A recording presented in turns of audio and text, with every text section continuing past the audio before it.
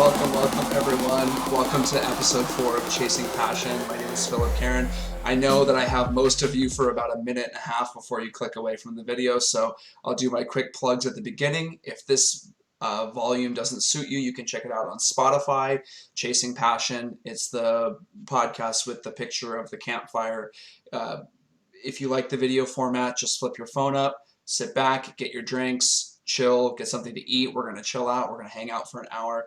This is the episode that if you only watch an hour of my content in my life, this is the episode that you absolutely have to watch. This is the one I've been waiting for a long time to do. It took us 4 weeks to set this up. But when you're busy and you're grinding and you're doing your thing, it's hard to line schedules up. Everybody's tired. People have got things going on. And so finally, I have Rashad on the show. After 4 weeks, we've got it set up. And he is the older brother that I never had. And I learned so much from this guy about how to just work and be a better person and be a better dad. And I learned so much from him. And he's going to share his story. I didn't tell you this, Rashad, before the show started.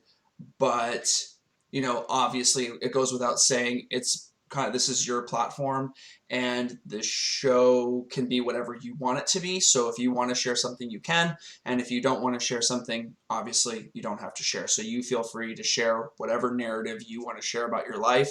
And I'll just be the backdrop and kind of ask you questions to keep the conversation going.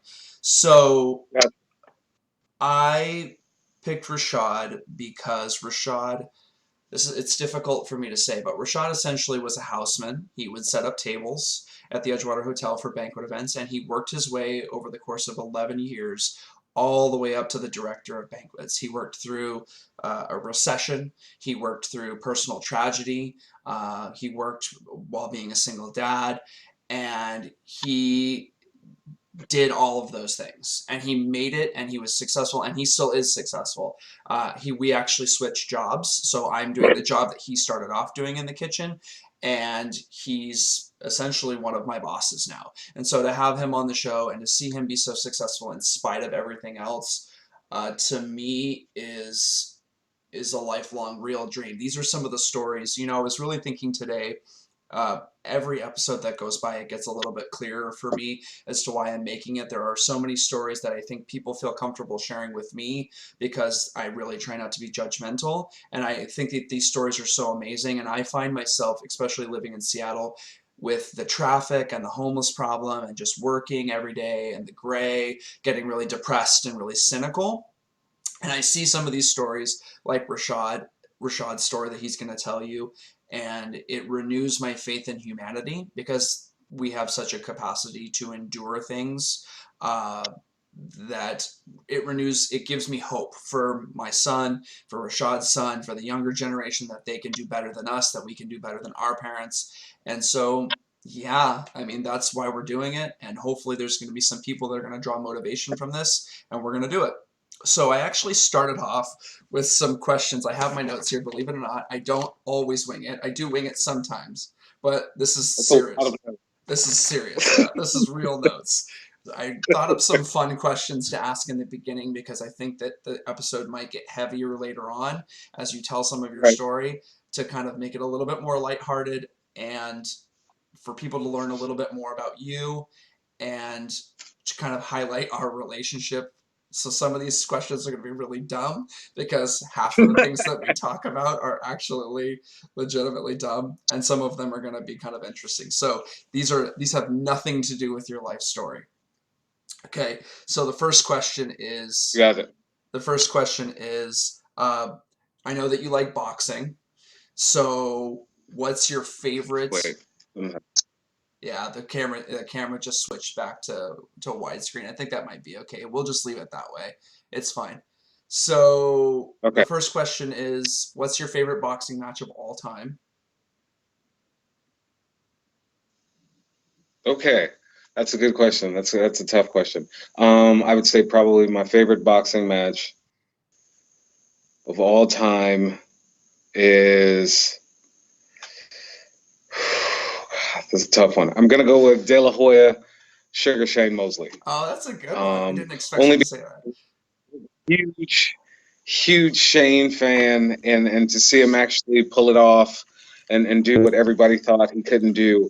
Um, I just thought that was special, and I've always kind of had a weak spot for Shane Mosley, just because his heart was just ferocious.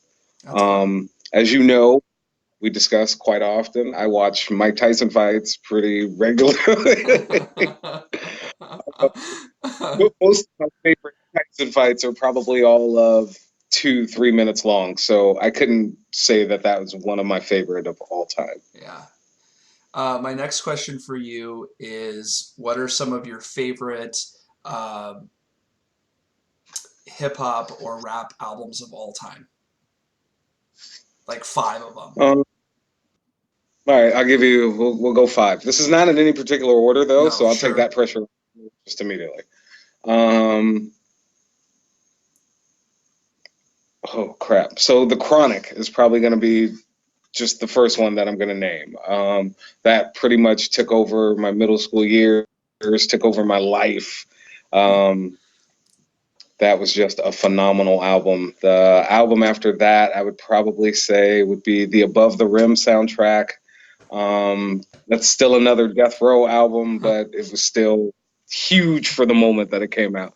Probably still one of my favorite soundtracks of all time. The album after that, I would have to say, would be Jay-Z, Reasonable Doubts. I remember getting that for the first time. A friend of mine named Charles Dance, when we were going to night school, because I had flunked language arts my sophomore year. My junior year, I had to go to night school. And I was like, hey, dude, do you have any new music? Like, I don't have any more music, and I'm tired of what I'm listening to. And he gave me the Reasonable Doubt CD. And I won't forget that. I rode all the way home on the bus on it, and I listened to it the next day. It probably didn't stick as hard as more of other Jay Z music Yeah. until probably Hard Knock Life. Right about there is when Jay Z starts to become like a fixture Yeah. in my playlist and my CD making, that kind of thing. That's cool. Um, Next after that, it's going to be Southern Playalistic Cadillac Funky Music by Outkast. Phenomenal album from 1994. So full of just great, great music. That was a phenomenal album, and I never saw it coming. It was the beginning of like truly understanding that rappers from the South could actually speak about something, and it Yeah. just wasn't booty shake and me so horny. Yeah. Yeah. So, Yeah. so That's that was awesome. awesome. What number is that? That's four. Five, I'm gonna probably have to go with Nas Illmatic. Nice. Well, That yeah, that's a classic. So here's a couple other rapid fire questions, and then I'm going to open up the floor to you to just tell your story how whatever way you want to. So a couple more rapid fire questions. Number one is, um, do you want to live forever? no, we've Okay. discussed this many, Yes. many times. Okay. I would never to live and just countlessly see family members and that type of thing go as I continue to live forever. That would be a horrible cycle to Okay. see. So no, I wouldn't want to live forever. Second one is, do you think aliens are real? Yes, Ooh, I do. For real. I Yes. got you to That. publicly admit it. That's great. That's so funny. That's it. We shut the episode down. That's it. We're done. Just the whole. The whole thing. We're done. Just a 2.5 minute clip. And then the last one. Are the Patriots going to be in the Super Bowl this year?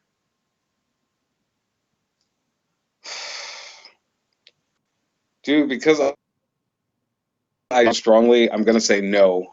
But in Yeah, the back of my mind is saying if I had to put money on it, I would put money that they would that's beat us. so funny. Even That's though Tom Brady probably looks as bad as I've seen him in the 8 years, I still think Bill Belichick is the best quarter, or the best coach ever. that's awesome. All right, so now we're totally like kind of relaxed about it. You can pick a starting point for your story, Okay. wherever you want to start it from, and then Gotcha. essentially just take me from your step from basically becoming a houseman all the way up through becoming the director of banquets, and you can share whatever you want. Okay. Um, let's start there. Let's start at the beginning. Well, at the beginning of career wise, we won't go beginning of life. That's a whole other story. Although there will be times where I touch back on that Sure. just to make the point as moving forward. Um, so initially, like I'm pretty down on my luck when I get to the Edgewater. Like at that point, I'm no longer working at the conference center. I've done a stint at a pawn shop for like maybe 2 months. Then things got slow. I was the last guy hired, so I was the first guy I let go. Um, I did another stint, probably a couple months, working at I think it was Value Village. So at this point, it's like January or February. My son was just born June 3rd. Okay. So brand new father, career Yep. wise is crap. All right. Leonora, who's still housekeeping at the Edgewater, told a friend of mine, Larry, was hiring.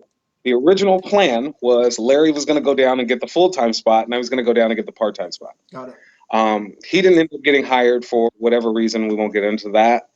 I became the guy.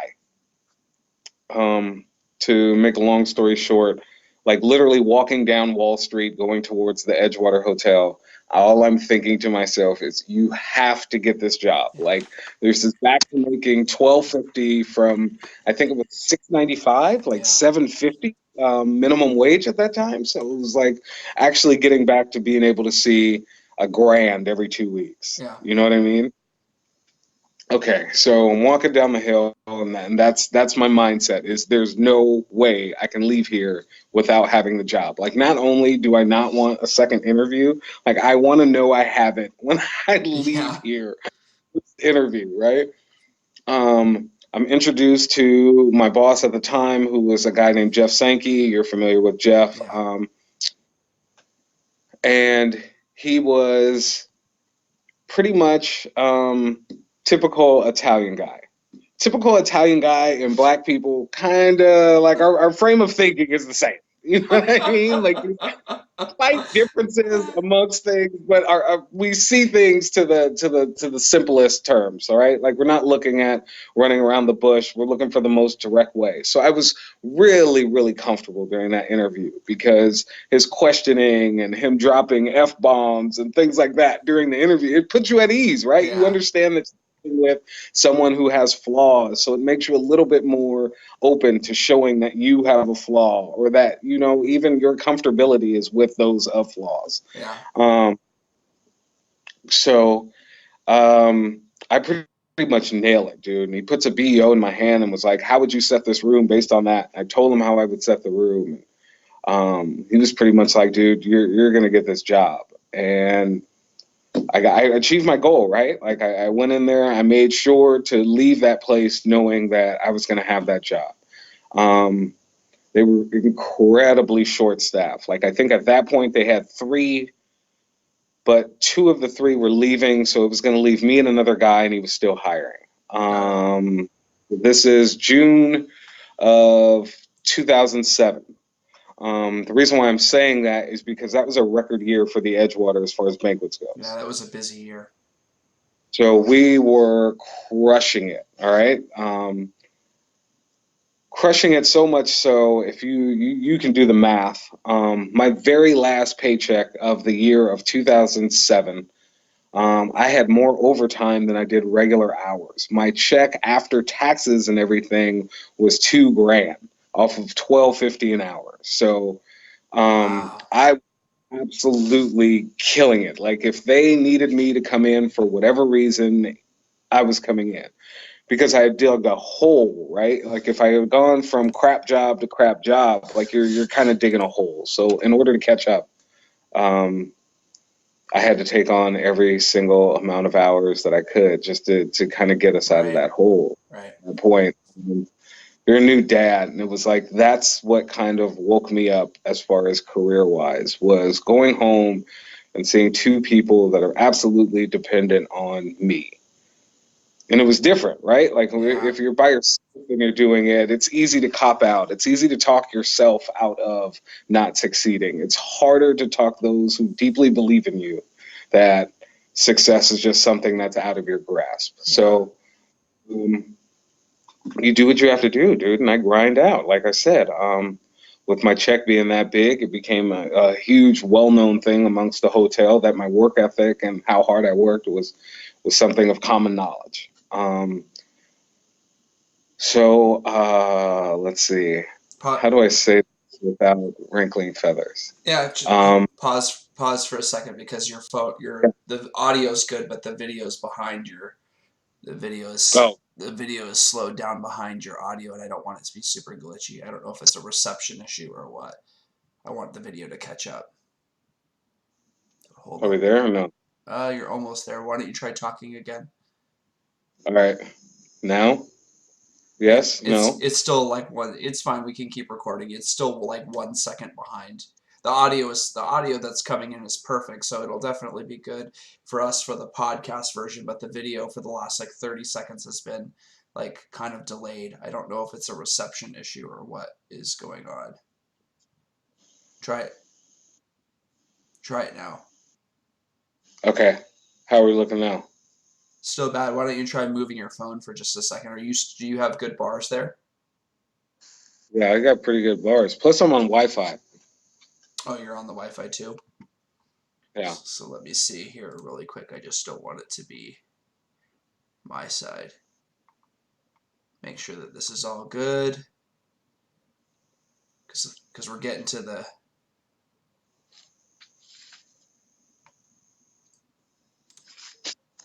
sometimes that's just so what I'm going to do is I'm going to keep recording and I'm just going to hang up and I'm going to call you right back Okay.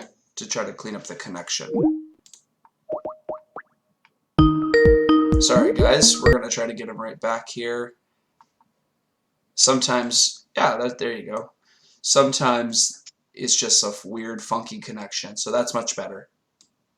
Okay. Yeah, it's caught up now. There was just like a 30-second delay there where your talking was perfect, but the video was like mute, like fucking up hard. Okay, Gotcha. so all right, continue on with the story without ruffling feathers. Okay. Without ruffling any feathers, I will say this. Um, at the time, I felt like I deserved more money. That wasn't an option for me going the way that I was going. And the way that I was going was my rewards, my raise, anything like that was grouped in with another group of people. All right. So my own actions alone weren't the only way for me to achieve a better Yeah, situation as far as money. it was out of your It wasn't hands. to talk myself into a raise myself. It would have to be a raise for all those in my current position. Got it. That I had to get out of, right? Because if my work ethic, they're not saying the houseman, you know what I mean, or the hardest working houseman, Yeah, even though we were a great team and we definitely worked incredibly hard. What I'm getting at is initially, if all you hear is Rashad, then you need to figure out a way to isolate Rashad and figure out a way to reward Rashad based yeah, on Rashad. got it. Um, so at that point, there was a position where I felt more acceptable to be able to do that. So I took it. That happened to be shipping and receiving, right? So I never in a million years imagined shipping and receiving to turn into what it ended up turning into. Like even as you told everybody, it's currently what you're doing right now, compared to what the job was when I first Right. started, is worlds apart. Yeah. It's huge. So I take pride in that. So let's go back to the beginning of shipping and receiving. So I get to shipping and receiving in October of 2008. I put in a year of banquets. It's October of 2008, right? Things are slowing down considerably. There's talk.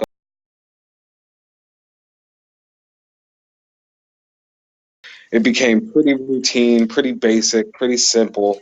I realized the person before me, no disrespect to this man, but I realized he had a sweet gig and he had no wants to make it any harder or any different than what it was. Right. So um, at that point, we hit 2009. I would say at 2009, I'm doing my job to as good as I possibly can.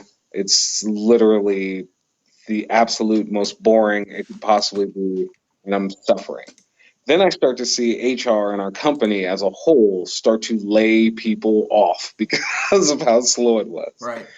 That gave me more motivation than ever before. So I would literally talk to the chefs, the restaurant managers, the banquet director and manager, just to figure out what was the assignments, what were the things that they were doing that they didn't like doing. Um, and then I would try to, and basically my job was to take that over. If they didn't like ordering, I would take over their ordering. If they didn't like whatever it was, I mean, at one point in time, as shipping and receiving, I was ordering every ounce and choosing what we served for every aspect of food and beverage in the hotel. Probably shouldn't have been doing that. By no But you means am I. developed a ton of skills by doing that. Well, yeah, you're developing a ton of relationships as well. So you're I kind think that's the most important part is that you're developing a ton of relationships with upper management and bosses and showing you're essentially learning the skill for free and then you have it and then you're going of. back and saying now hopefully I'd like to get paid for it. Well, there was a life lesson that I took with me. That Ben, who was in, I think he was HR director. Um, I want to say I don't know where he comes in with Trudy. I think Trudy had first retired. Ben came in, and then when he left, Trudy came back, and then Carlin came. So when Ben was there, he was trying to teach me a lesson, and I just was not getting this lesson by any means whatsoever. And he Right. kept saying, I kept telling him I want more money, and he was like, "So, with everything that you're taking on now, it sounds like you want a title." And I'm like, "I don't care what you call me. Like, Yeah. I just want to get paid more money." And what he was trying to tell me is, if my title changes, that is my route to get more money. Yeah. You are then doing a different job. And it took me forever to get that lesson. And then one day I was in my office, I was just thinking about it and how frustrated I was. And it clicked. Like, that's what he was trying to do. He was trying to tell me, get the title, then get the money, Yeah. and to go in that order. And so I went back up to his office and I was like, "Hey, dude, I think my title should change." And he was like, he gave me that look, like, you finally get what I'm trying to say to you. So at that point, I become purchasing and receiving, which I thought was not even going to be that big of a deal until it became a huge deal, right? Yeah. And it became a way for me to take my paychecks from, I believe when I started, I was making 1350. I want to say. Okay. Um, I ended up taking the 1350 up to about 20 to 22 bucks by the time I left, I Nice. think. That's great. And um, and that was all huge, right? Like, that was a huge, vast improvement. But there was a lot that I took in. Like, there was a lot of stuff where you're kind of learning the negative side of the relationships, right? Up until that point, I would say that all I knew was positivity from networking and making relationships. Everything is positive about that, right? And then I came across the fact that I ended up finding out that the guy that I thought was helping me out and somewhat of a mentor to me and was taking me to that next level was actually kind of full of shit. You know what I mean? So it's a huge, huge step back when the person that you've been following, you're like, "Oh, wait, Well, this is kind of." it's a huge lesson too, I think, because I think I learned the same lesson where, you learn about like, hey, kind of your bullshit meter like starts buzzing and you're like, hey, I'm getting a feeling from this person now. But it kind of took that first time of really being burned by somebody to be like to learn that lesson for yourself, I think. Absolutely.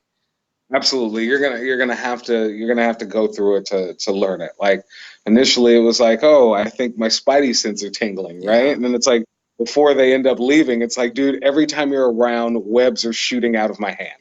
Like clearly something that's is so wrong. funny. Um, so that's almost what it's like. It's like, dude, for some odd reason, I want to be in tights. Like, For some reason, I want to be in tights. That's so good. obviously, something is wrong, and you go through that. And for me, what was so bad about it is me as a person, my honor almost, who I am as an employee, and all of that came to be of question, right? Like I was called in Yeah, the office to ask about numbers and inventories and different things like that, and they're all saying, well, you signed this, and I'm basically trying to go up against the golden boy and tell him, yes, I signed that, but those numbers are written after yeah, I've signed that, yeah. right? Like it's all pen and Well, paper. everything that you've been building up at this point, because you're this houseman, and then you go to shipping and receiving, and then you go to purchasing, and you've been building all this positive equity for yourself amongst all the people socially, and developing this good reputation of outworking everyone, and developing this sense of like respect and trust from everyone. And then in a moment, it's like everything is like being called into question at that time. Right. And I mean, to be totally honest with you, dude, we're literally talking about somebody who's probably in a sense of power at the hotel is like number four. Yeah, You know what I mean? And I'm way, you know what I yeah. mean? We're double digits. You know what I mean? Well, So it's It's like David at and this point in Goliath. time, Yeah, for sure. it becomes I can't win this battle, Yeah, but I'm gonna have to be honest and give you the honest truth, and this is what it is, and hope that the years that I've spent there mean something. And yeah, so when to have my boss at the new position to actually have my back, the way that she did meant a lot to me. It yeah, meant, you know what I mean, that all of that work, all of the years and everything have counted for something. yeah, It meant that, you had trust in me. And that was huge, dude. I mean, that's huge for any kind of job. I really thought that I was out of there and that was just a done deal. yeah, It was a pretty seriously scary time. Um, because essentially it was starting to be looked at as theft. And it's like, I don't have food at my house. You know what I yeah, mean? Like, none of these things am I actually taking. But it was because I had signed this document. And it was like, well, if it's on a piece of a paper, you know what I mean? I'm not signing it and then we're immediately taking it over to accounting. yeah. Um, I'm signing it and then I go home and the rest is done to it and then it gets turned in. Right. So there's whole steps into this. So I think what really saved me was there was probably a couple of inventories I didn't take part in, but somehow my signature was on there. And it was like, well, remember, I was on vacation. Yeah. You covered So me. It's something like, something added credibility to your story, right, which right, right. ended up, yeah, exonerating you. Um, so with the luck of that, like that was that. I kind of put that behind me. And then we begin to kind of move forward at that point. During all of this becomes uh, what was probably the moment in life that made me realize that I can probably do anything I actually put my mind to.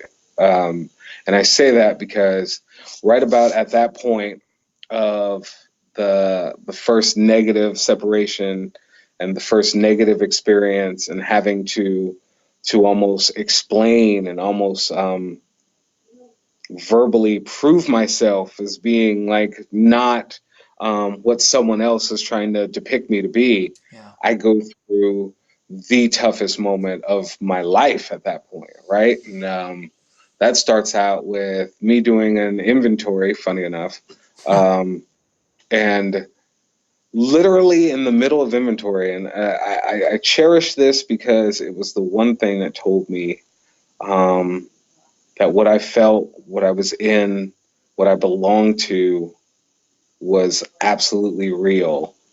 And that's a pain in my stomach, like suddenly. like out of nowhere. But not like a pain, like anything like you felt, but like something's deeply wrong and you need to get home right now. And I can't explain it any better than that. There was just a sharp pain to my gut, and everything in my mind said I had to get home. I go home at the time. um, My lady, who's also the mother of my son, um, I find her at home, and she's dead. So at that point, I'm freaking out, and I'm calling 911. They want me to do CPR, and I'm telling them that I can't do the air part because there's kind of some things coming out of her mouth when I push down on them. So I only do that for a little bit, and by the time the ambulance comes, like they like move her arm, and they're like, "Yeah, she's gone," and they're like, "The rigor mortis has started," or something to that effect. And I'm in absolute shock. Then at that point, they're like, "We need to take you down to the police station to get your report and all of this." I'm out of it, um, completely out of it. For me, I would say probably for the first week, I'm thinking I just need to wake up out of this dream and go back to what I felt like was reality, which wasn't any longer, right? And you're going through all of this, and I immediately go up to Melissa's uncle and her aunt's house, and I'm letting them know, and I'm kind of breaking down, and they drive me over to my parents' house. And at that point, on the way to that drive, I realized I have to have the conversation with my son. Um, that was a scary thought. I didn't really understand or know how to say this, how to justify this, how to make this right, how to um, turn this into something that wasn't as bad as it was. Like it was as bad as things could possibly get. So I get to my son. We have our conversation. Um, After that, then at that point, I'm then calling Melissa's friends, and one by one, you're kind of, I mean, you're basically reliving it. You know what I mean? And you're telling the story over and over and over again. That was just absolutely unreal. And once you're done with that, you kind of go somewhere and you try to be isolated, and you're trying to put things together. Um, I would say what's tough about it is once things start hitting your mind, you can't really let them go. So it immediately becomes you're a single father, you have a 7-year-old son. Um, then you start to, Rashad tells me he doesn't want to live there anymore. So then it becomes, do I stay there? And I know at some point in time he's going to be older, and he's gonna be able to not get past it, but be okay with maybe living there, or is that going to permanently scar him? Will that permanently damage him? You know Yeah. what I mean?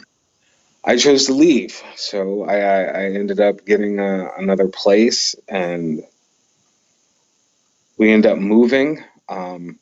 Here's the beauty of the Edgewater Hotel. This is the big thing, because this is why I can't leave this place no matter what. And I've been through a few situations where I've honestly felt like I need to get the hell out of this place. Um, the person I end up having that negative experience with, that I talk about with, ends up cooking for Melissa's funeral and ends up bringing food for Melissa's funeral. Um, Edgewater staff ends up coming. Uh, they end up paying for me to move and relocate to the new place that I end up finding. And all of this is huge, right? Because these are things that you've been worried about, you've been stressing about, you've been thinking about constantly. Because the biggest thing I've learned since going through all of that is life does not stop, right? Everything is still going. You still have to find this new place. You still have to move. You still have to pack. Like, yes, you still need to take your kids to school. Um, everything is very real. Everything is still happening. You can want it to pause, but that's pretty much how real that gets, right? So fast forward, we end up moving to Bellevue, living in Bellevue, right? Everybody, as far as older, like my parents, Melissa's aunts, Melissa's parents, all were telling me, you need to move in with one of us, like figure things out and try to be independent, right?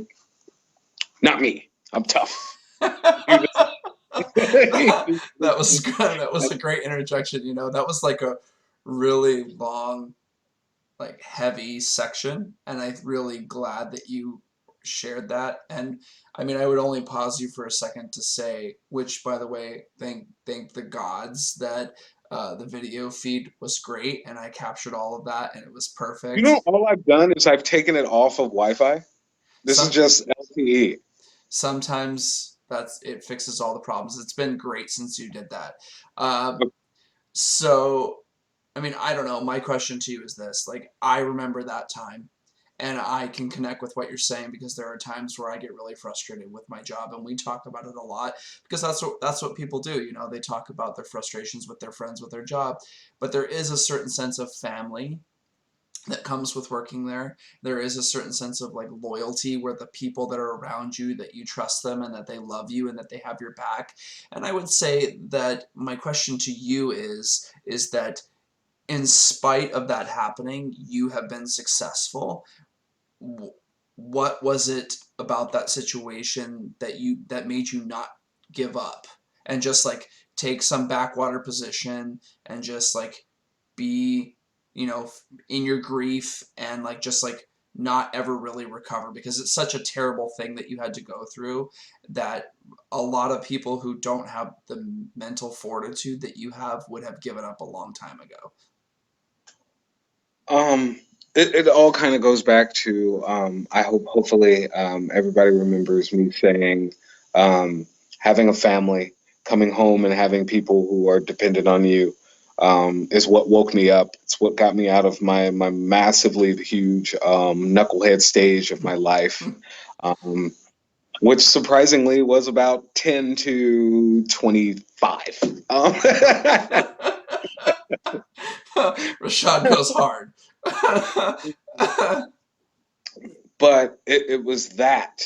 But it was magnified because now there's a 7-year old who's looking at me, and I know this for a fact that it's my sole job right now to make sure that everything that was the plan for him, that me and Melissa had planned for him, and the success that we saw for him and dreamed for him and wanted, still had to happen. And I had to make it happen. Yeah. There was no room for failure. Failure wasn't an option, no matter what. If I wasn't at the Edgewater, I could have possibly been selling crack cocaine. No, I'm kidding. Um, That's a good icebreaker. I love it.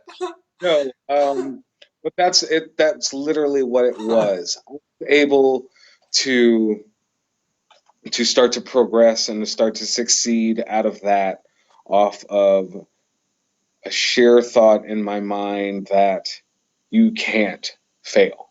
Yeah. Like you had room to fail before because you had somebody that had your back, right? You had a safety net. Yeah. Um, Not trying to simple down a relationship as simple as that, but you know that's kind of what it feels like. If one falls, the other one kind of has your back, and vice versa, right? And once that's gone, I would say it's the same thing for a lot of people's philosophies on careers, on being entrepreneurs and that entrepreneurial spirit. You know what I mean? A lot of them say not to have a plan B and to put 100% into plan A, and that's how you get plan A to flourish, right? So I kind of took that approach in life without taking that approach, right? I'd never even heard of that approach, but I knew for me and for my son, failure could not happen.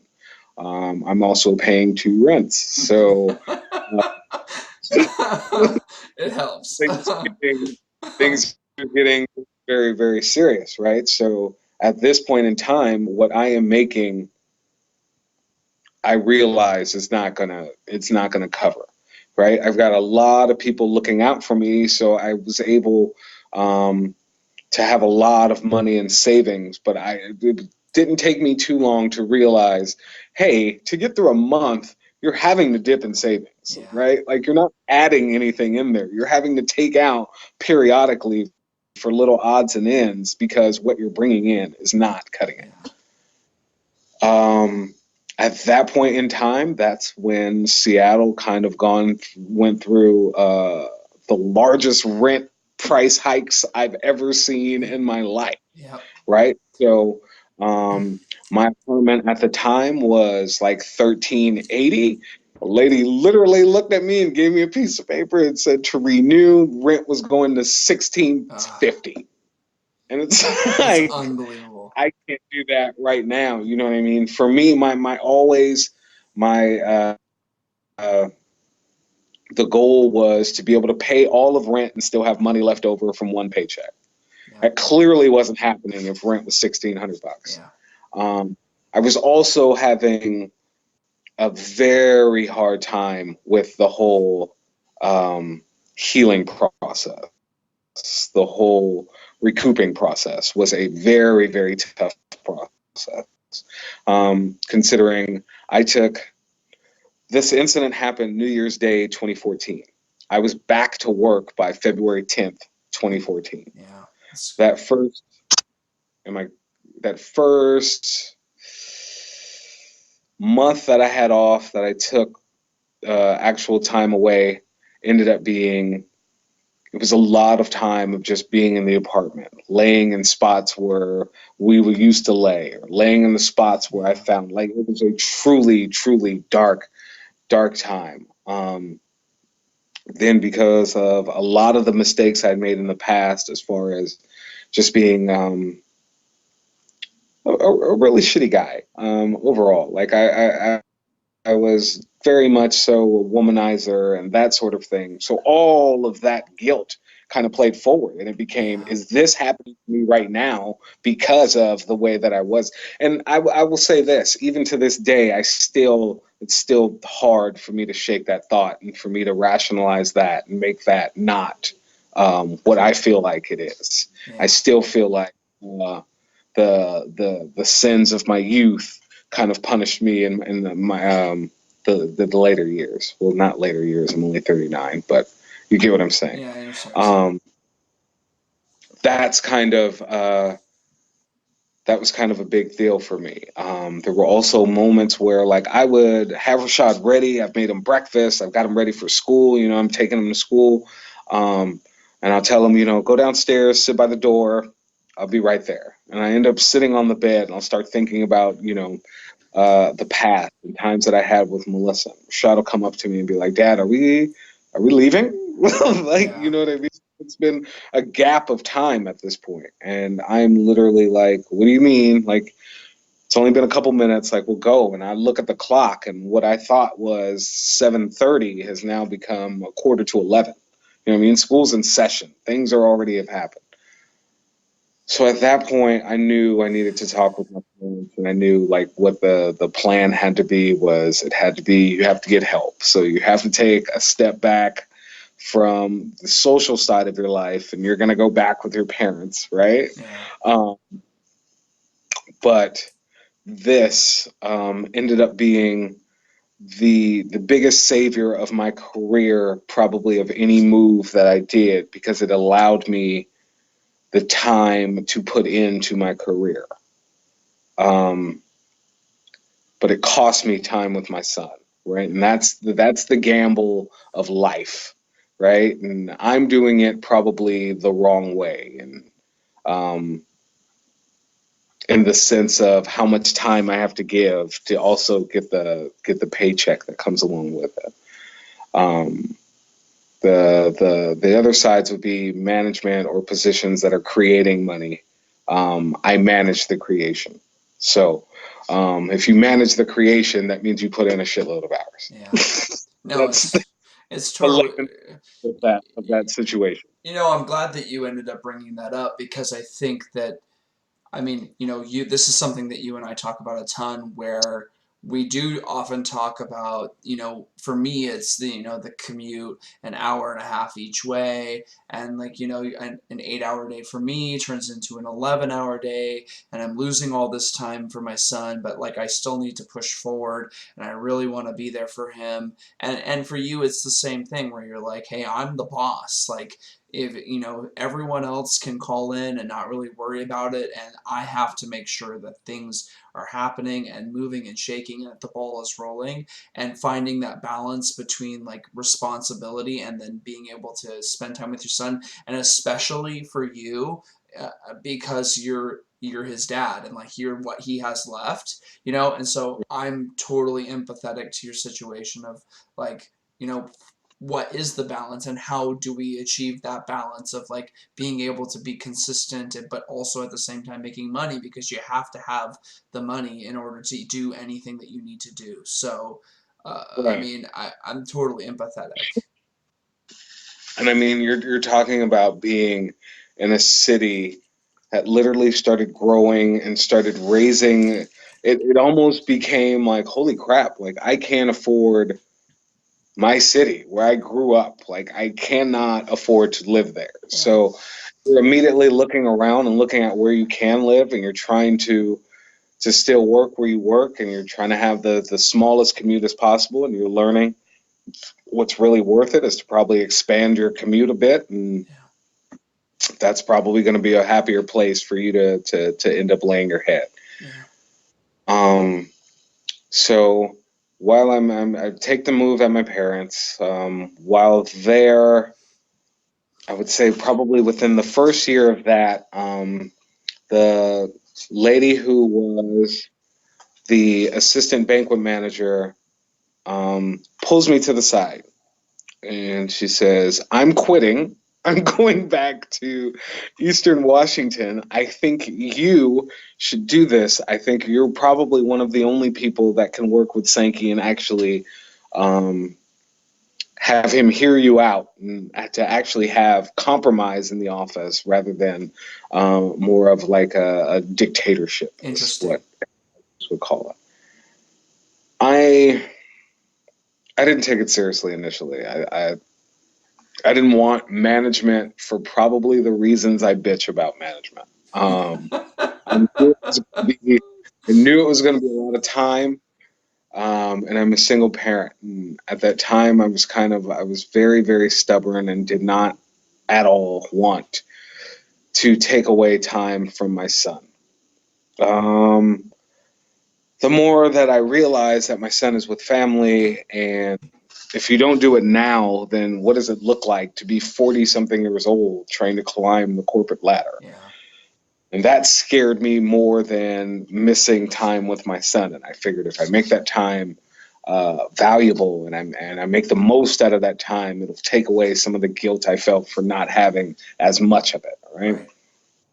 Right. Um, so then, as you're doing all of this, and you're trying to figure out how much it is you need to make to be able to live on your own, and you want to eventually get out of your parents' house, and blah blah blah, it ends up becoming, when is rent going to stop going up? Right? You're just looking at these prices, and they're just going higher and higher. It's like, wow, at what point?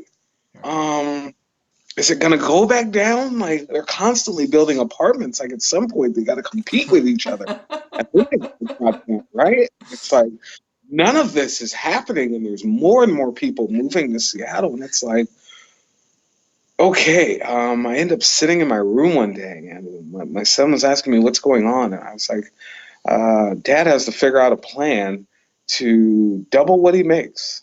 Like that's Yeah. literally what the plan. Like that's the goal. Now, what are the steps? What does it look like to begin that process? Because what your dad makes right now, we would literally be living in, I don't know, a cap. Um,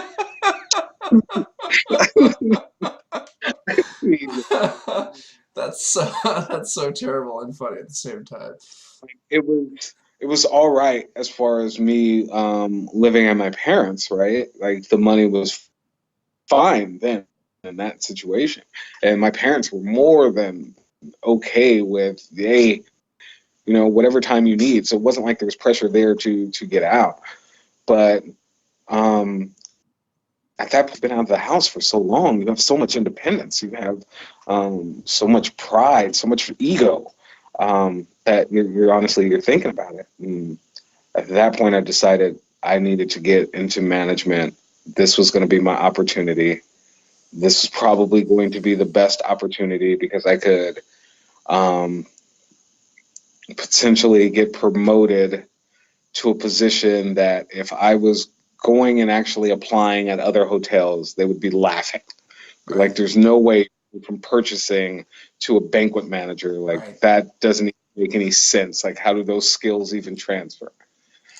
What was good on my side is I knew the staff, I knew the people. I was already ordering quite a bit for the department as it is, so I could come in and be a useful piece immediately. Day one, you can put me in, and I would actually be able to start doing things and knowing how it's going. The bad side of it is you're getting a guy with no experience.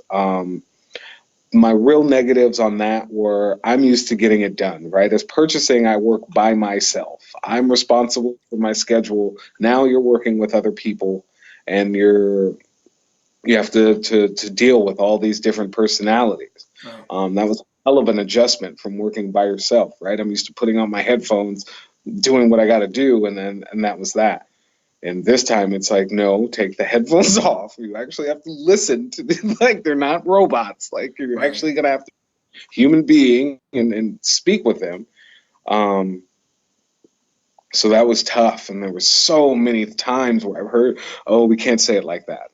Don't say it like that. And Well, for me, it was, it was a big growth process for you too, of like you just said, like you've been saying, you went from this place of like working independently by yourself in your own little cubbyhole in your own office and not having to deal with any staff because that's the place that I'm at now to like constantly being immersed in conversations with people of right, like how do I right, resolve this? How do I fix this? And like just like spending the first year just like messing up and like trying to figure out the terminology and figure out the right, all of that. It's so much to learn. Like I often think like I don't know, like it blows my mind that you just really you did it and you didn't really have a ton of issues.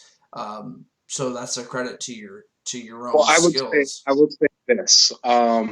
I've had three mistakes since being assistant banquet manager until now. I've had three mistakes that actually cost us money. One was the champagne toast that I missed. Another one was a break that I didn't get out. And then another one was a break that I didn't get out. But literally, for all of that time, with me being so brand new to that whole side of the business, that whole side of how things are truly working on a management level, the true hierarchy of everything, Yeah, it was different, right? Like I could go my whole day before without seeing managers and that be fine. That's not a big deal at all. Like now you have to interact with them. Those are your colleagues. Like you yeah, need avoid that kind of stuff anymore. And matter of fact, you got to show face and you got to get those around you excited about whatever's going on. Um, so that was tough. That was really tough because there were certain things that, um, I mean, to put it in plain terms, I didn't give a crap about. Right? yeah. Like I don't care about the all employee rally. Huh. You know what I mean? I want to get this work done. Like we need to set up this wedding that's coming. Um, but you need to go. Not only do you need to go, but you need to get your staff excited about it. You know what I mean? Don't Yeah, go in there and just bodies that you forced to go against their will up right. there. You need and people that are enthusiastic and um, are fully all about it. So all of that became tough. There was also another level of it that became um, your work uniform has gone from $40 Yeah. total Yeah. uniform, a couple $100. You're not lying about that. So, yeah, you're no longer in Dickies and a polo. Um, so, like, I mean, literally on almost every level, it was a whole new world. And I think I had to do it at the Edgewater because there was familiarity that would get me through the tougher moments. For sure. I think at another hotel, I probably wouldn't have made it as hard because it would have been too much to try to learn all at one time. I was lucky enough to already know the staff. I was lucky enough to know the property and know the ins and outs. And I've already built relationships with those who I'd be working closely with. I was already had a decent relationship with the head of sales. I had a good relationship with um, chef. Um, and all of this is a part of the job, right?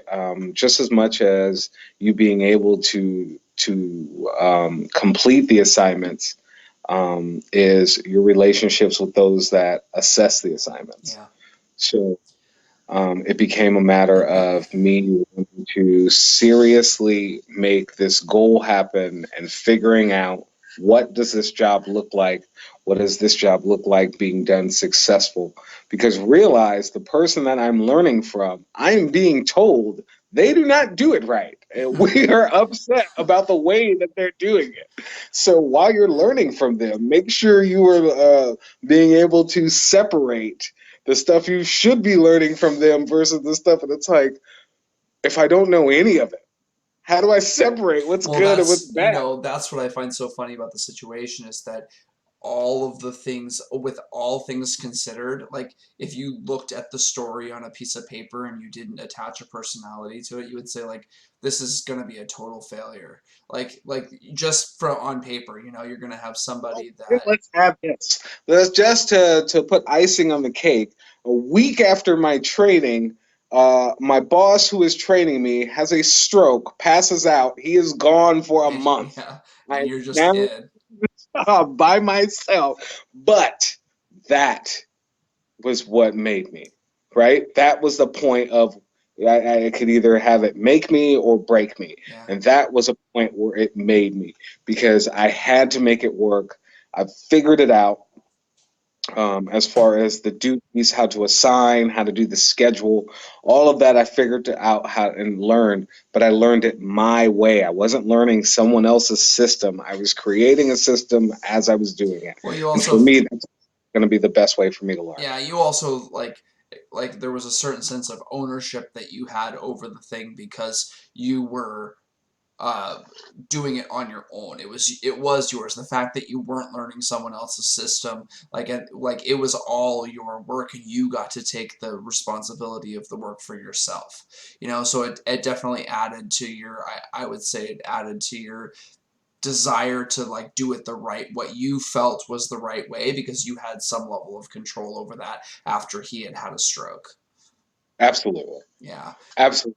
So then it becomes tough because then he comes back expecting the same needing it to be the same kind of leadership role, and it's like, oh no, you know what I mean? I don't need you to actually take me to the water. Like I know where the lake Right. is. I can go drink. Yeah, I figured all Like this out while you weren't here. right, like you show me some other stuff because that the basics I got. Right. Um, and we go through that, and I would say as I'm learning all of that, we're going. I go on my first vacation, which is a for real vacation. Like I had never was never able to truly afford um, to fly somewhere. Okay, all of my vacations, when it involved my son or it involved Melissa, were road trips. They were Yeah. all where can we drive to, Yeah, that's what and we that's do. how we Yep. vacation. Um, this was the first time, and you're still like, no matter what, and I'll keep mentioning this because this is kind of how it creeps up in your mind. as you're getting to this excitement, right? Like, this is my first vacation. I've saved up. I now make enough money that I can take my son to Disneyland. That's where we're going. Huge dream. But then there's that guilt. You know what I mean? Like, Melissa's not here. This is who you plan to do all of that with. Yeah. It sucks so badly to be where I'm at right now, and she doesn't get to experience any of that. So you take a part of that with you. That will always be something that's in the background. And it's a lot that I'm learning in counseling to try to get past those moments, or not even get past, but to come up with a creative or positive way to rethink them, reshape them, right? Well, I actually So anyway, want to say something to that too, because I'm really glad that you just brought that up on your own.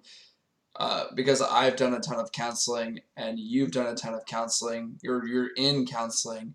Do yeah.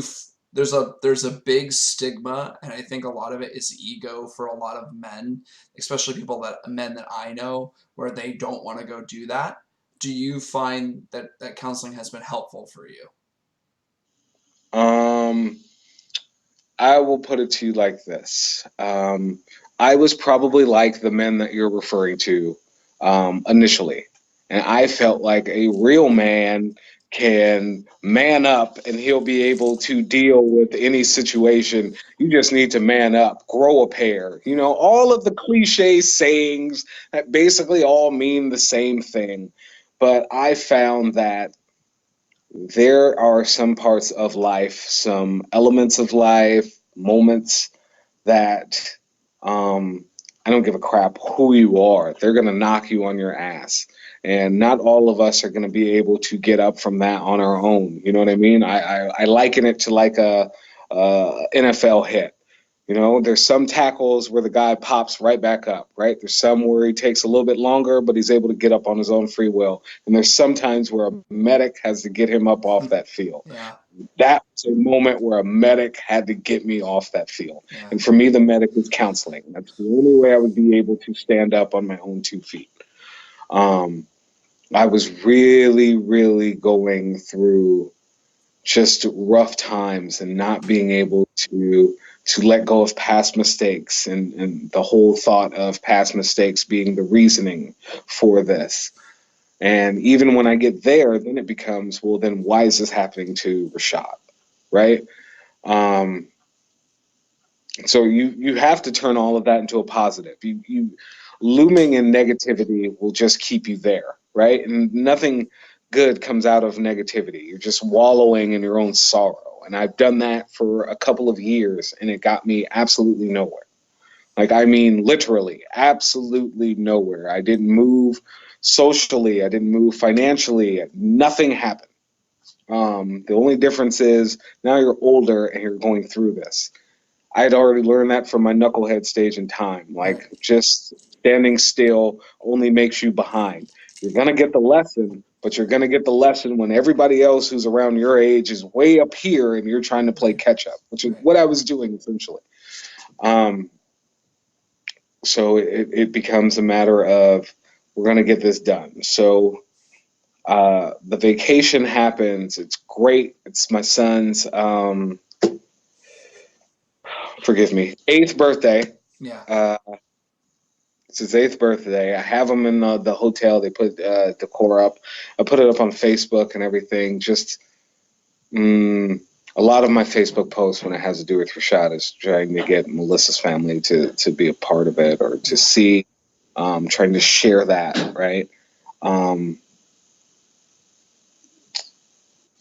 and so it was a great trip, man. Everything really went well. And I come back to work, and I'm thinking everything is good. And it's my first day back, and it's Jeff's day off. Call me in the office and they tell me we're letting Jeff go. I'm like, okay. His replacement will start on Friday. This is like Wednesday, right? And yeah, they're like, you'll work by yourself tomorrow. And yeah, then, no, no, no, no, no. I take that back. I'm telling this story all wrong. I got a phone call from from a friend at work that's like, hey, dude, the rumor is they're letting Jeff go right now. And I'm just letting you know in case anything happened. I'm like, crap, dude, we've got events going. Like we're rocking right now at the Right. hotel. We are letting him go. It's just silly that no one called me because now I'm going to rush down to the hotel because somebody leadership wise needs to be there. So they let go of him. They bring in another lady. All I'm told is how great this lady is, and she's going to take us to the next level. I'm thrilled, right? All I have to do is follow this lady. I'm hearing from all my staff that they've all worked with her in different capacities, how great she is, how fair she is, and oh, she really knows how to run a team. And I'm thinking, this is awesome. I could not have asked for a better situation. This is going to be me learning from somebody who's a lot better than my old boss. I'm going to pick up all of the greats from her and then put that with my own style, and then I'll take over the department once she's finally, moving on to whatever it is that she's going to move on to. Because I didn't get the feeling that she was going to be there until retirement. I felt like this was a 3 to 4 year stop so she could figure some things out and go somewhere else. That whole situation, other than probably a few learning lessons that were positive, was a nightmare. It was an utter nightmare. It's that situation where you're working with somebody who's like, I've paid my dues, it's your turn. I'm going to take a crap load of time off. You're going to be here working, and that's just how this situation is going to be. And it's like, happened to the teaching? Like, what happened to all of this positivity that I was told upon meeting you that has kind of gone out the door? I want to say she was hired in maybe 6 months, 6 to 8 months. She's there. They fired her. So at this point, I've probably put in maybe 2 years in banquets. All right. And it's been a rough 2 years, dude. Like, Yeah. I mean, Well, there's a lot of there's a lot of turmoil. There's a lot of people getting fired. There's a lot of people getting sick. You're in a constant state of like having to figure out things on the fly. You're constantly having to teach yourself how to do things. And on one hand, and this is a trend that goes through a lot of your career there, where almost like an unnecessary burden of responsibility was put on you to a certain degree that was above what you were getting paid. And then, I mean, eventually in the story here we get to the payoff, which is that it pays off in the long run because eventually you had attained all this knowledge for free, and it was the hard yeah, but way. but let's make this be known as well. As they're letting go of my bosses, um, it's just there was a strategy I was told. Sorry, I've got to put my charger. Sorry, Oh, you've been going hard. yeah, my charger is like no. Oh, don't be a dick. So there's literally points where I had a strategy. I remember telling you this strategy, not knowing if it could work for you, but wanting to share with you the secret, or at least one of my secrets, of why I was able to be um, somewhat successful at the Edgewater. And that was, I would wait for them to fire somebody and I'd immediately go and ask for a raise. Um, Oh, that's just a simple supply and demand problem. that's that's been that's been one of my strategies for I don't know how long. It's been absolutely insane, but it's worked almost all the time, It's worked almost basically every time. every time, because it would be key huge people that were leaving, right? Like it was like the a few restaurant GMs would leave. I'm just gonna take this out and let it die. It was a few restaurant GMs. It was a few chefs.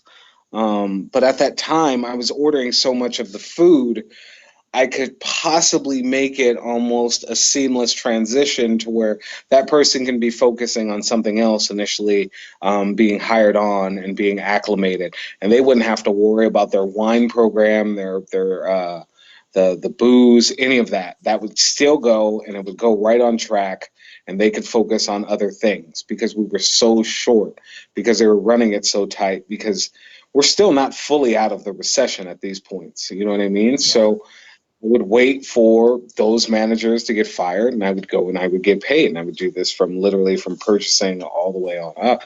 Um, so of course they fired Don, or sorry, ooh, crap, said her name. They fired my most recent boss at that point, and I went to see about getting more money. At this point in time, I just wanted a raise. I wanted to stay the banquet manager. I had no aspirations of being the director of banquets. I did not want that at all. What started to creep into my mind was, it's going to be a while before they're going to find a director of banquets. You're going to essentially be doing that work. You should probably get paid for it. Yeah. So that was the first. I wish I had this glorious story of how I felt like um, I needed to rise my career, and how triumphant it would be to rule the department in which I started. But that wasn't it at all. It was the basic reason for me being director of banquets. The basic truth is, it was simply to get paid for the work that I was doing. Well, Um, I think that's a big part of why, you know, I talk to you about it, is because, yeah, there's certain people that feel compelled to do certain things, and those people are really passionate about their work. But for a lot of us, it is sort of mechanical, and it is sort of a, like trading this for that, and like at this, like you just said, at this point, it's like I just want to get paid. And like I'm willing to do the work, and I'm willing to show up and do the work well, but like I do want to get what I feel like is comes with the work that I'm doing, and I want it to be a fair trade.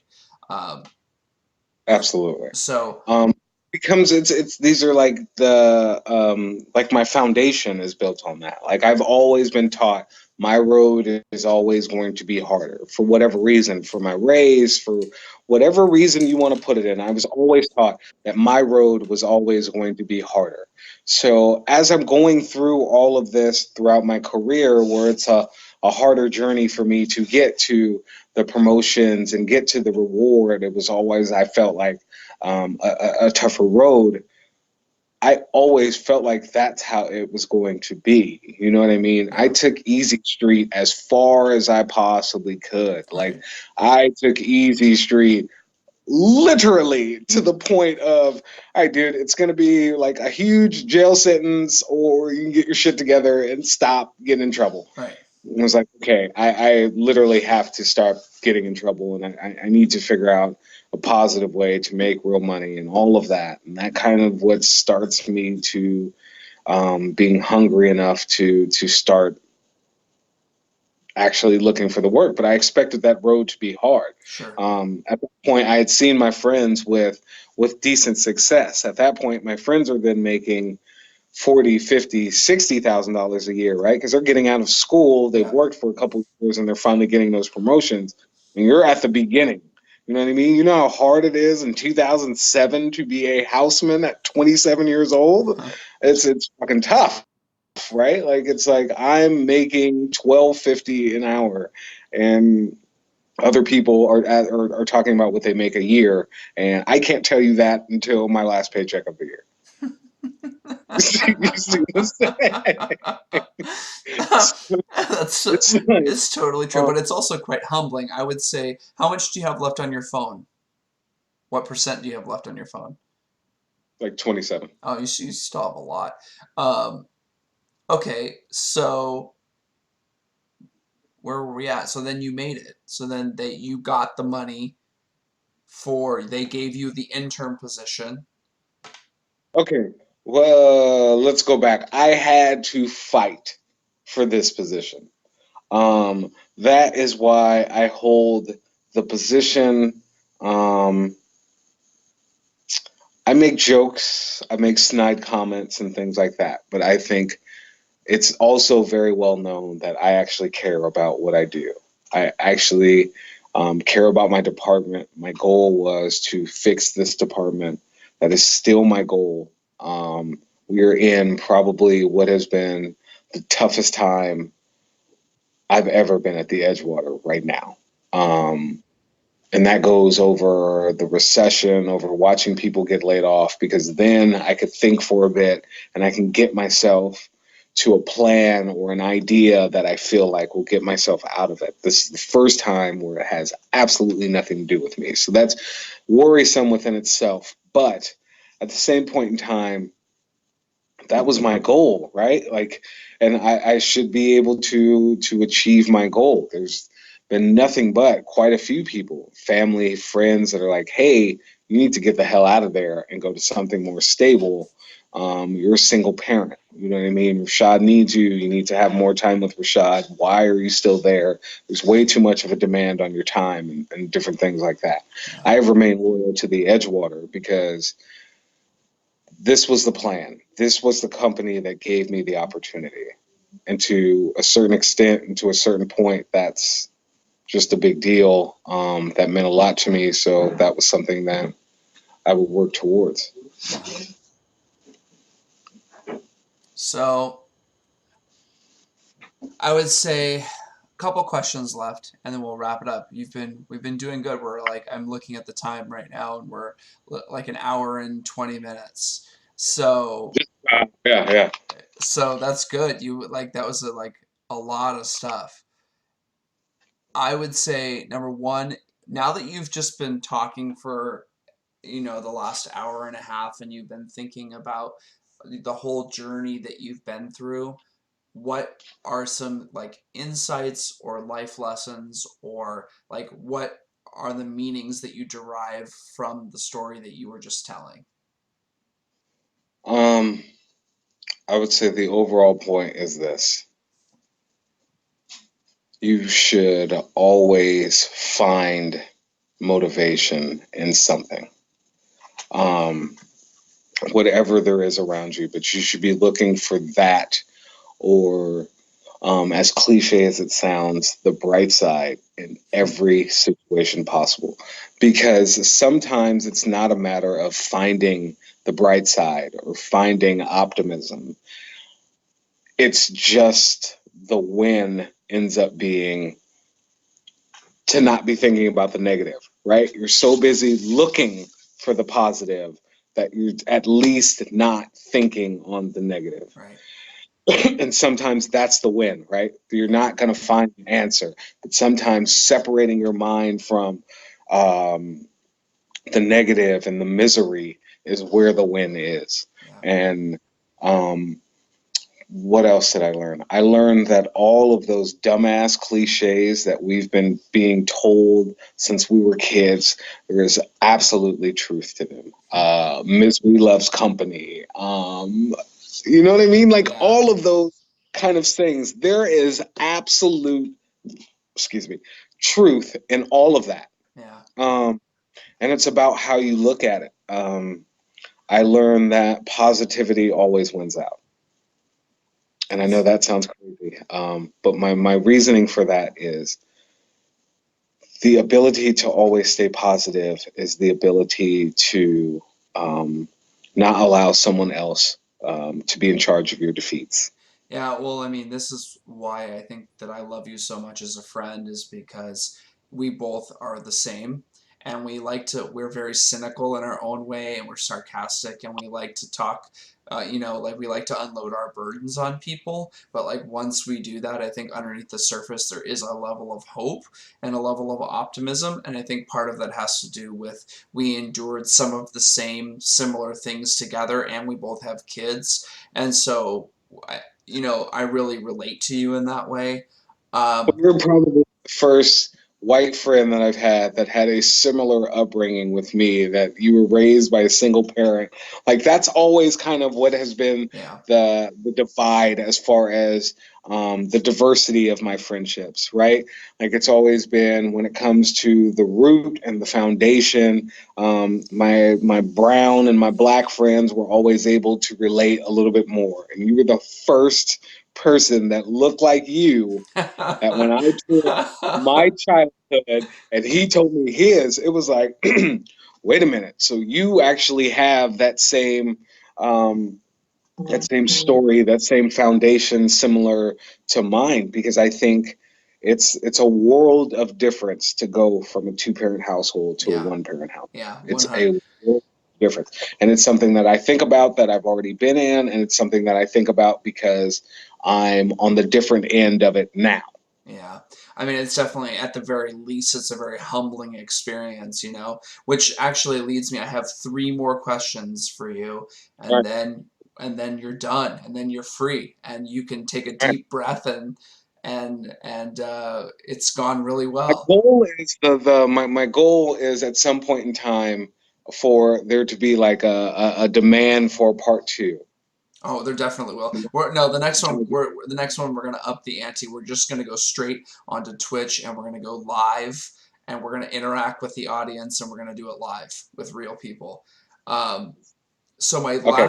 my last three questions are this. Number one, what transitioning from the one parent household conversation into this, what influence has your mom had on your mentality? Um, and how has that influenced your decision making as an adult? Okay. I'm going to answer that in three parts. And the reason why I'm answering that in three parts is because when you say my mom, I think of three women. So I have to discuss each one and what they bring Sure, to the table that's great. first. I will not disrespect any one of these three. Yeah. So there's my actual mom. There is my mom, the sequel, because we don't say step. Um, and then there's Melissa's mom. Okay. So those three. So my mom, what I've gotten from my mom is absolute strength. I have seen my mom go from a drug addict to a six-figure salary earner. Okay. That road was more difficult than my road, Yeah. believe it or not. Right? Because on one end, if you get counseling and everything and you get where I am, relapse is very unlikely. Yeah. Fair to say, Yeah. right? If you get past losing someone, you relapsing and going into a deep depression after getting the help and finally going to a positive place is more unlikely than you would think. Yeah. Relapsing from a drug is more common than probably uh, drowning in water. It's a very, very common thing. So Yeah. is what I get from my mom. My mom is a very, very independent, strong woman, and that's what I get from my mom. My mom, the sequel, what I get from her, I would say, would be forgiveness, my optimism, my being able to look at the bright side. That's what I get from her, and she gets it from her faith. Um, so a little bit of mine is drawn from my faith. A lot of it is drawn from her personal example. Seeing her do it, I've literally seen her help the entire family at one moment or not, right? And every weakness, she's that go-to person that's going to go and help everybody out. And that's what I get from her is optimism, is hope, is humanity, is helping. Um, and then from Melissa's mom, it's being able to overcome pain and do it in a way that she still stays elegant. She's still a very beautiful woman inside and out, and she has been through some of the most painful situations that I can possibly imagine. And she comes out and she's still regal. So that's what I get. Perseverance, I would probably say. Wow. But from those three women, um, I get the lessons, the determination, and the strength to keep going and to be a single father and to move forward. And of course, strength and my comedy and all of those kind of Yeah. things I get from my father, and all of that helps to make me a pretty well-rounded person. Um, and I try to give all of that to my kid. And my kid is pretty much he's a lot like me. Like Scary and good all at the same Well, that's, time. well, my second to last question was going to be, um, thinking about all the things that have happened and all the things that you've been through, and the fact that you're still successful in your own right, and you're handling it, and you're getting things done. What is it that you as a dad hope for your son in the future? I hope for my son's success, and I hope for my son's success in how I define success, not so much by what anybody else. And for me, I define success in being truly happy in all that you do. So that's the social aspect of life, and that's what you work, but you are happy doing it. Can't wait to go to work, you can't wait for the weekend, but you go into it all the same, right? That's what I consider success to be, and that's what I hope for him. Yeah. Um, I just hope that that happens and he's under his own roof and not under mine. I'm just being real. That's so good.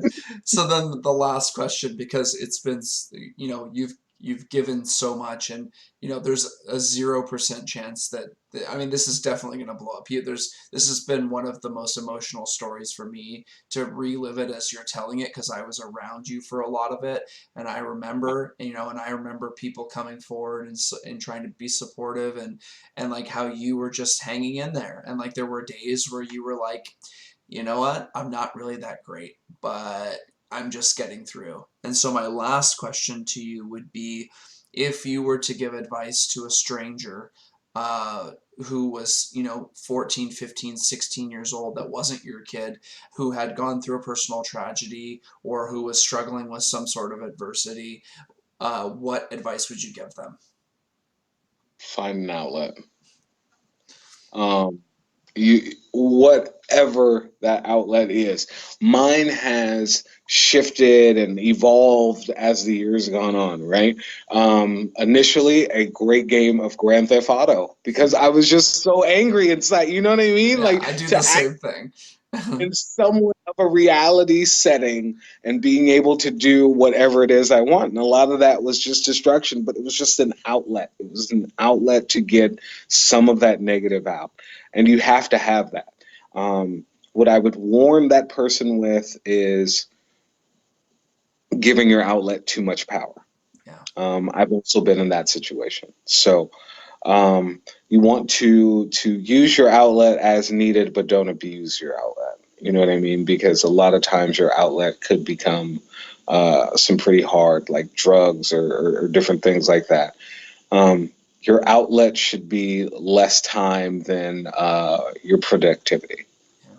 So as long as you're still being productive, then and that has to equal more time than your outlet. It's really, this is like the best, because you gave some really unique, like, insight. Like, you could have just said something really generic. You could have said, like, oh, work hard and make good relationships, but like, you actually gave a new piece of content, which is something that I find highly relatable. You do have to have something in your life that, um, you do have to have something in your life that is not necessarily making you money, that you can work through some of those negative emotions in a constructive way without like imploding. And I think that you nailed that right. That's 100% right on, so I I would. think we all need, you know what I mean? Like um, you can't stay in any mood, right? We can even be talking about happy. No one's going to stay happy. At some point in time, you're going to have to come out of that. So you need to have a way to come out of that and to overcome it when it becomes the negative. And when it becomes a positive, I think we need to just enjoy it. You know what Yeah. I mean? So many times are we in the happiness and we're looking for the negative because we can't just submerge ourselves in happy. It Yeah. becomes something bad's going to happen. Like, oh, I just found $5. There's a bill I didn't pay. It's like, sometimes you just found $5, dude. Like, just be happy. I love that. Well, this has been, I can't thank you enough, like, for being willing to do it in the first place. And, we talked about it for a long time, and it's done. I'm going to do some editing on it and tighten everything up. And Go. I do want to say this. it truly meant a lot to me for this to be the subject matter, for you to immediately think of me and want me to be a part of this. So I want to thank you because this means a lot, and I don't think you truly understand how much this means. Um, do you remember that game Pole Position? It's like a really No. old race car game. Okay, any kind of race car game. You know Yeah. how after you go around the track one time, you get to a checkpoint, it gives you more time, you can go Yeah. around again. Yeah. In battles, when you go through something large, sometimes you just need to get to a checkpoint to get yourself more time Yeah. to become more stable. And as you go through those checkpoints, it's a level of success, and you feel successful because you know that you've gone from some pretty ugly places to where you currently are, and um, it makes it all the worthwhile. You know what I mean? Yeah. That you were able to get out of that, and this is definitely a huge checkpoint in my story and in this life that I'm going through. So I want to thank you for that because this is hugely important, and this is a great thing, and I thank you for that. No, I appreciate you taking the time. So I hope that everyone that's watching this has been a super intense story, and I hope that you find some value in it. Rashad and I have been talking about doing some sort of show ourselves anyways, and I think that, him and I will continue to talk about doing something more episodic that maybe is a little bit more lighthearted, that isn't as heavy as this subject matter that we can do on a regular basis. And we'll talk about that more in the future, but if you What like it, you talking than I will because you say words like episodic, and I would have said has episodes. but that's why I need balance. You and I laugh about this all the time because when you just mentioned that game that I didn't know what it was, the first thing I thought in my head was I ruin 80% of our conversations because you'll say to me like, "Do you know this movie?" And I'll be like, "No." And then you'll just be like, I'm going inside. Like I don't I'd rather talk to the wall than talk to you because like you don't know shit. Because there's that comfortability, but then there's moments where the age difference definitely shows its Well, face, and and it's like like, and on the fact that I was like living on Whidbey Island and like raised under a rock, and then you came to me last year and you said you haven't seen The Godfather, you haven't seen Scarface, like we can't be friends if you don't go watch these movies. So I need somebody like an older brother like you to kind of keep me like, hey man, go rent a movie. It's $3.99. Stop being cheap. So, well, thank you, everyone. I'm going to take my time. I'm going to edit this. I'm going to put it out. It's going to be great. Rashad, just stay on the line, and I'm going to stop recording and just make sure that everything's all good. Take care, everyone.